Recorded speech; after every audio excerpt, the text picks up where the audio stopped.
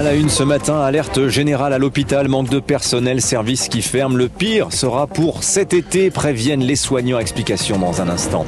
Les choses sérieuses commencent également pour le gouvernement. Premier conseil des ministres ce matin, 10h, à l'ordre du jour. Le pouvoir d'achat, le détail des mesures dans un instant avec Carole Ferry. Et puis à la fin du journal, nous irons à Madrid avec les supporters déçus du Real. Kylian Mbappé va rester à Paris jusqu'en 2025.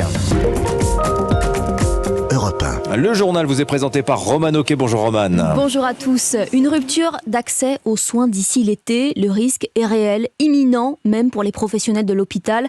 Manque de personnel, de lits aussi. 20% des services d'urgence en France connaissent déjà de graves difficultés.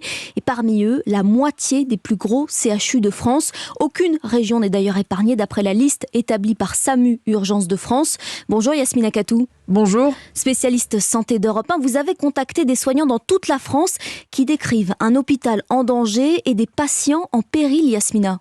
Oui, dans l'Oise, par exemple, à l'hôpital de Creil, Loïc Penn est catégorique. Nous ne pourrons pas tenir cet été. Il est médecin aux urgences et son service fonctionnera en mode dégradé cet été. On va se retrouver dans des situations de danger pour les patients parce que faut pas imaginer qu'on fera la même qualité de travail avec un seul médecin là où il en faut deux. Conséquence de ce manque de personnel, à Rennes, le CHU ne pourra pas accueillir tout le monde, alerte Louis Soula. Il est chef des urgences et du SAMU. On veut filtrer cet accès aux urgences.